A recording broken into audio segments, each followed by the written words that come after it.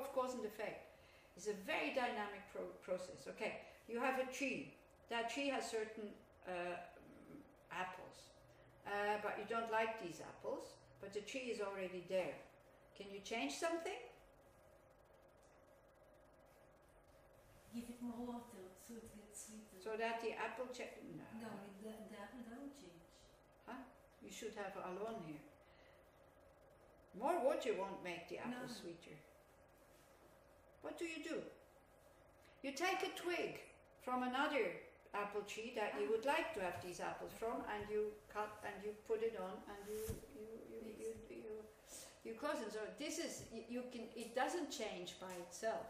If negative karma is ripening, there will be pain, there will be unpleasant feelings, whether you want or not. You cannot change those, but the conditions can change, or karma can finish. The same way. If I have an apple seed, that doesn't make any result.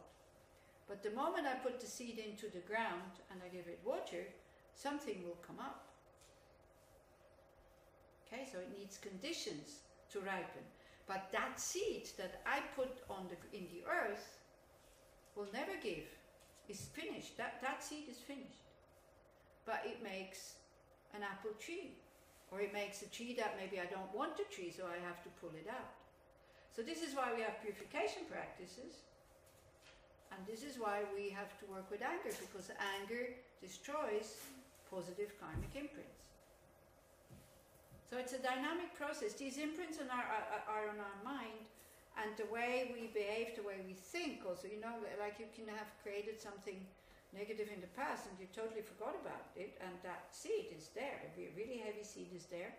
All of a sudden you remember maybe, and at least there's some regret coming up. So that already weakens the seed, or then there's a thought coming up, I should really be careful not to do that again, like that. So that weakens the seed, even though it hasn't ripened yet.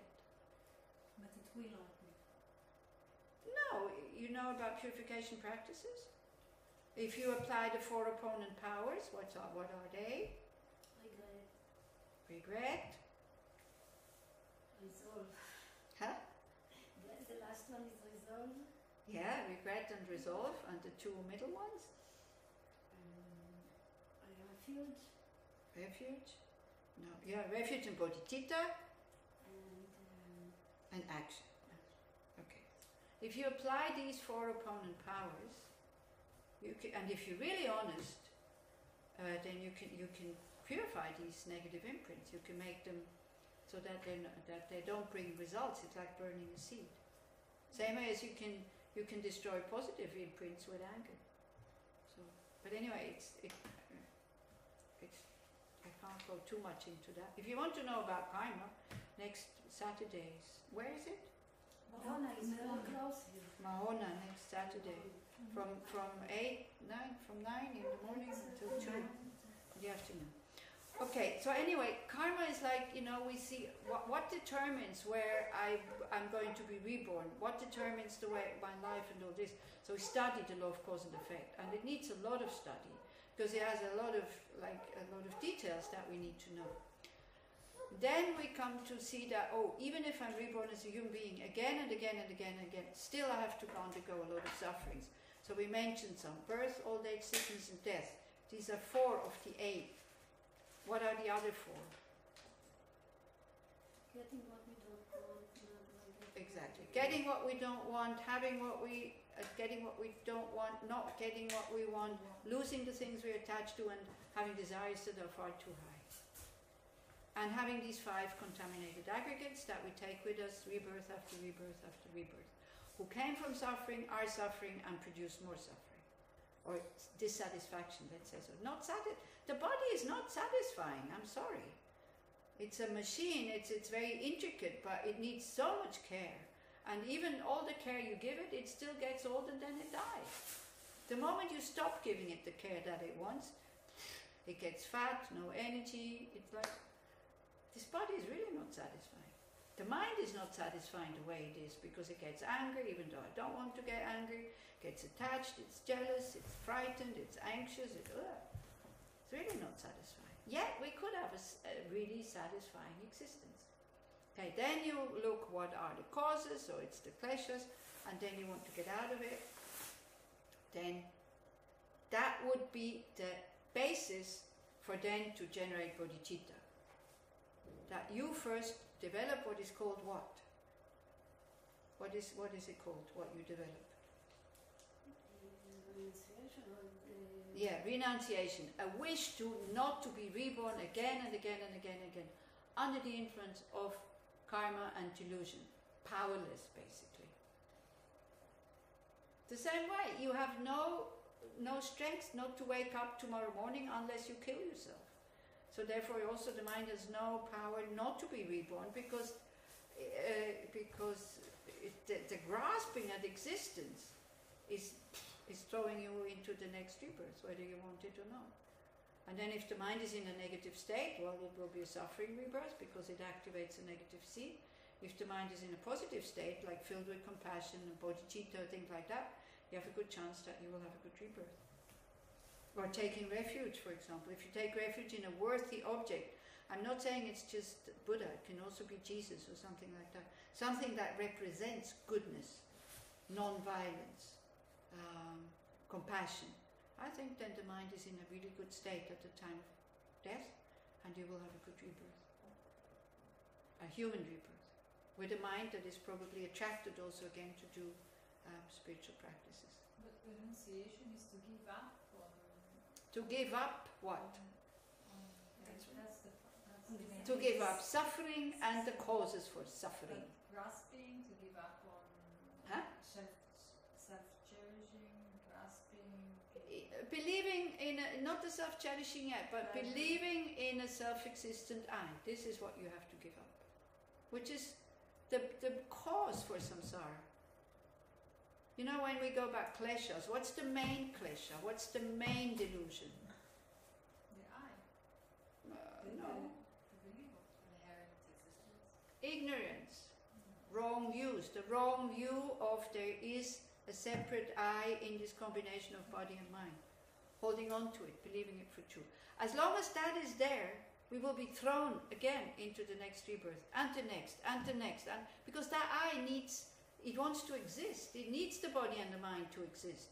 So then it activates the seed in order to be reborn. It throws us. It's this wrong view that throws us, nothing else.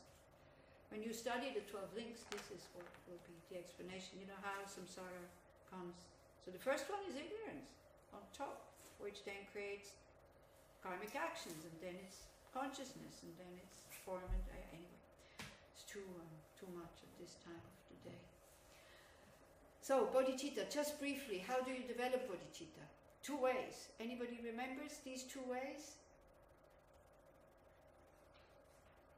Again, what is bodhicitta? So that we're really clear what bodhicitta is. Has 2 aspects. Which ones? The wish that everybody will not suffer. No, it's not strong enough. The wish to get enlightened and to help others to get enlightened? Exactly. The wish to attain full awakening that everybody else will, and to lead everybody else to that state. So it's something quite active. You know, everybody has this wish for nobody to suffer. Not everybody, but most of the people have this wish that nobody should suffer. But they don't have bodhicitta. And then when you have bodhicitta, what do you become? How is that being called? Very good. You become a bodhisattva. Somebody who as quickly as possible wants to attain full awakening in order to have the tools and the means to get everybody out of that state. How do you strengthen that wish, or how do you develop that wish? Because just I wish I would have it like this is not enough. How do you do so that aspiration pushes you? Like, for example, it's, in Switzerland in the winter, or Dharamsala in the winter, it's very cold, you're in bed, it's nice and warm, you need to go pee. So you have the wish to go and pee. That's not enough, is it? That wish needs to be so strong that it pushes you out of the warm bed. So the wish to escape samsara needs to be so strong That we let go of this self-cherishing and only looking for comfort and making ourselves a comfortable life. So how do you strengthen that wish? By thinking, how do you do? The two methods. One is enough if you can give me one. Exchanging oneself for others, yeah. What? Extending what? Exchanging oneself for others. We did all that last weekend. You don't remember any of it? Well, 3 weeks ago. Come on. Huh? Exchanging oneself for others. Thinking about equanimity is the first, okay? Equanimity. Then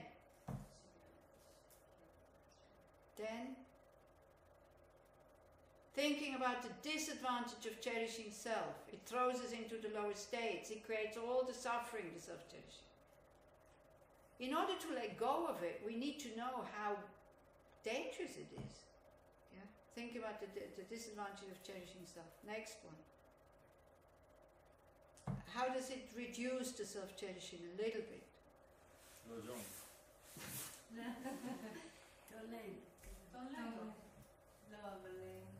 Not yet, we're not there. Tonglen comes at the end. Of all humans or mothers? That goes to the other method. That, Think about the kindness of others. How much kindness we receive, how much we depend on others. Yeah. Then we're not so special anymore. Yeah.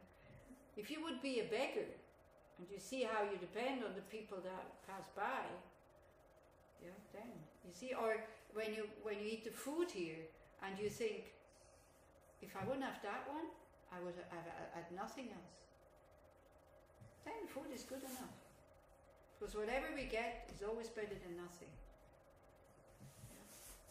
Somebody cooked that food, somebody grew it, somebody brought it here, somebody, somebody made that person who grew that food. So these parents, and then these parents, and these parents.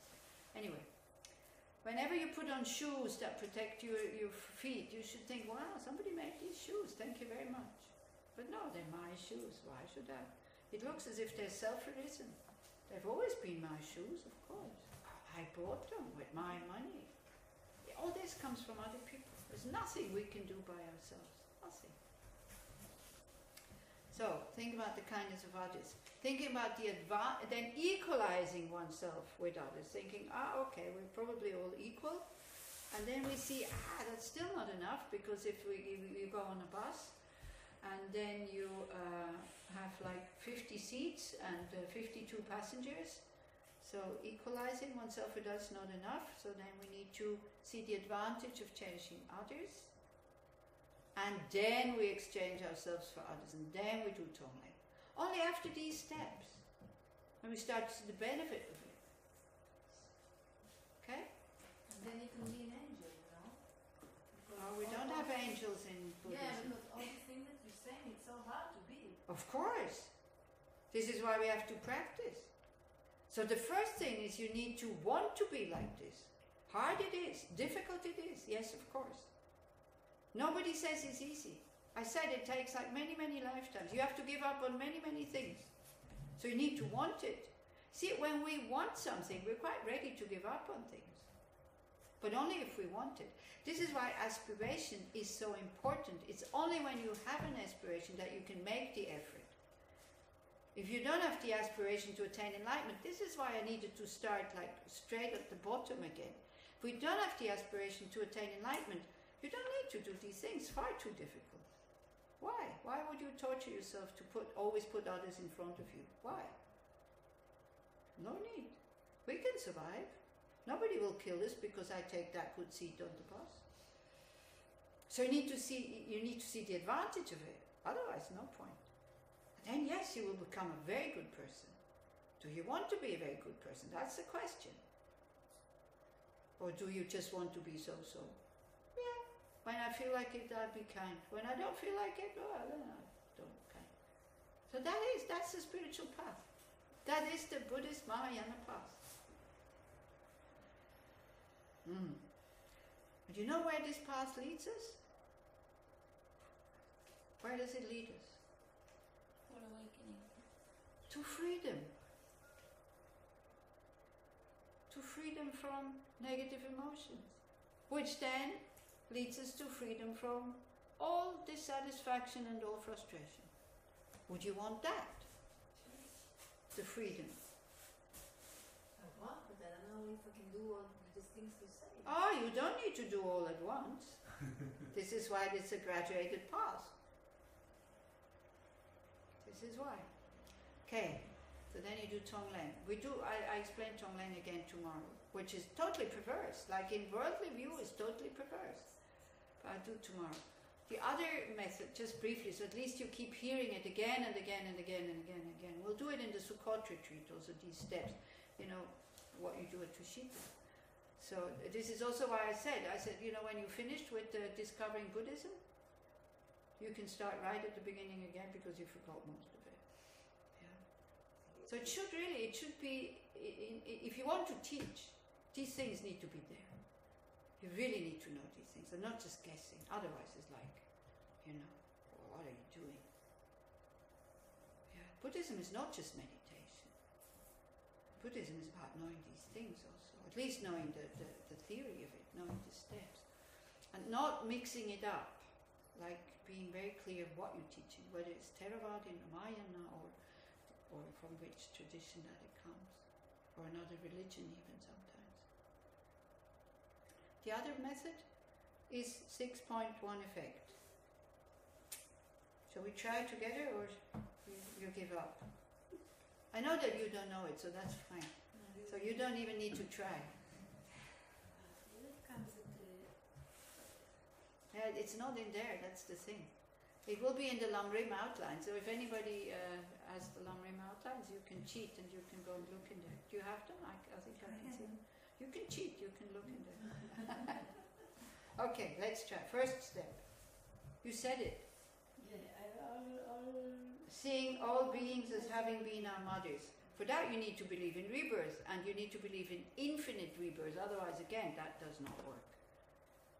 And that's a very difficult one if you don't believe in rebirth, it's very difficult. How can everybody have been your mother? This mosquito is flying in front of me now, is being my mother. Oh. Next, seeing the kindness of the mothers. Not only looking at the mother when now she's old and she needs a lot of care, but seeing the mother when we couldn't remember, when going as far back as when we can't remember. As a baby, that she kept us alive. She got up night after night after night, cleaned our bottom, fed us, and emotionally the mothers are there for the rest of our lives. As long as they are alive, they care about us. But sometimes in strange ways, that's true. But not because they want to see us suffer, because they don't know any better. Mm-hmm. You owe your life to your mom. Also to your father, I know, but it's the mother who is deciding whether she wants to give birth or not. So we forget that. You know, the things we cherish the most, we owe it to our mother. And seeing the kindness of the mothers, then wanting to repay the kindness. Because the moment we see something as kindness, we want to do something about it. We want to give it back. Otherwise we don't feel at ease. We feel terrible about this. Next one. Wanting to repay the kindness, then. Oh, Mamma Mia. The one. Next one. Developing love. May she be happy, may she be well. May they be happy, may they be well, because it's all sentient beings. Then we see they're not. Then we develop compassion, exactly. Oh, may they be free from suffering, and then we see why they're not free. Then we start to take the responsibility. I, by myself alone, want to attain full awakening so that I can lead them to that state. Then bodhicitta is developed. If you go through these steps. So then it's not just a kind of fluffy wish, oh yeah, wouldn't it be nice? Then it's like, okay, what do I do in order to attain enlightenment? What? It comes all the way back again. In order to attain enlightenment, I have to be aware my precious human rebirth, that it is impermanent. I have to take care of my karma, I have to do purification practices, I have to again and again and again think about suffering in samsara and look at the causes of samsara. I have to study emptiness and I have to practice compassion. Then I will attain full awakening, then I can be of benefit to them. And then that will kick you on the path, these steps of developing bodhicitta. Now I think it's better you get kicked into your bed, because I think you're tired. I'm not, I could go on and on and on and on, but I don't want to wear you out too much. So tomorrow we'll look at Tonglen, because we did all this. We did ultimate bodhicitta and we did conventional bodhicitta 3 weeks ago. Were you here 3 weeks ago? Yeah? Yeah. But you remember that, at least you remember that we did it? I remember everything, but not the details. Huh? Not in the order. Not in the order. Yeah, we talked. I know I wasn't very precise. So, anyway, these are the preliminaries, the prerequisites to then continue with the text. So, if you're just curious what the text is, that's fine. If you say like, oh no, thank you very much, this is perverse, then it's also fine, but I think it's not much point that you continue. Of course, if you say, yes, wow, enlightenment, fantastic, I want to attend enlightenment, then you should stay. And you should learn, because it's the way we behave. The next, we did 2 points, so the next 5 points is the way of behaving outside. And then it's like criteria, whether we see, is it working, is it not working? Yeah, like for example, the 3rd point, what we do tomorrow is how we develop, how to say, because I have the German thing here, how we... Transforming adverse circumstances. Exactly, how we transforming adverse circumstances into the path enlightenment, so then that means practicing patience. So actually also this text is practicing the 6 perfections, by the way. So bodhicitta is generosity, especially Tonglen. Practice generosity, you give. Everything you have good is you give. The next one is patience, practicing patience. Then the integrated practice of a single lifetime, like what we have to like the key points, what we have to strengthen. It talks especially about the 5 powers. And then the measure of having trained the mind, that is meditation. And then the commitments of the mind training is prajna paramita, is about wisdom. The 6th perfection. And the 7th point is here, it says the precepts of mind training is more guidelines. The guidelines of mind training. This is why it is divided into 7 points. Okay? So the weekend, like tomorrow and the day after tomorrow, we look at point number 3, 4, 5, 6 and 7. All this we do. Huh? All this we do. All this we do. Yeah, some of them are really straightforward. You know, bodhicitta needs a lot of explanation, but I will not go into it again. It's okay if you don't understand what bodhicitta is. Nobody expects it from you. So this is why, you know, we have then the Lamrim retreat and we have other courses. And it always comes down to that graduated path to enlightenment. So I think if you want to, like this what I'm saying, you know, when we said, if you do discovering Buddhism, then where you're at the end of the program, you can teach.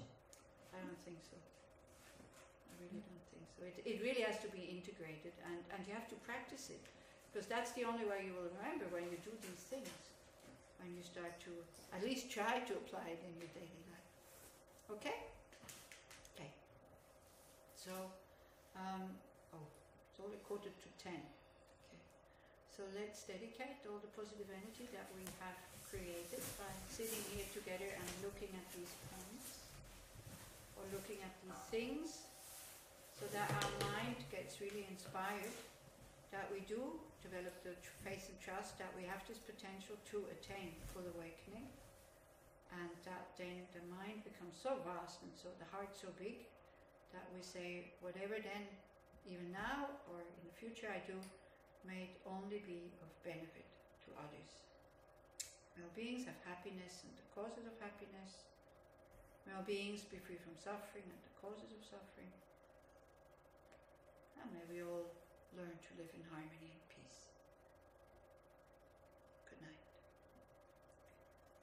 So unless you have really important things to discuss with each other, otherwise the silence starts now. And then we'll look again, definitely until after lunch tomorrow, and then because then we have discussion groups anyway. So, thank you very much, and sleep well. A very good way of going to sleep. You will not be able to do it, but anyway, you can start to train by saying before you go to sleep, may I see my dreams as dreams. Because then we see the power of the mind to create a story that we totally believe, and then when we take it out into daily life, that we also see what I see out there. It's also just projection. It's also not as real as I think. Then your life becomes much lighter, not so heavy and serious, and we don't take things so seriously anymore. Everything is impermanent. Good things end, bad things end. It's okay. Yeah, we relax much more. And when you wake up, try to think, instead of thinking, oh, it's already morning, you think, wow, great, I'm still alive. I can continue with this path.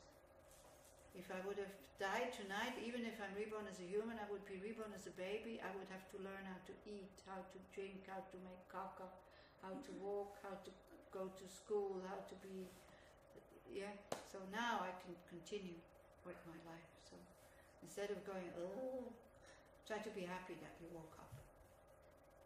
This is mind training. Yeah, that whatever we do, we try to maintain a happy, stable, sane mind instead of this always complaining thing.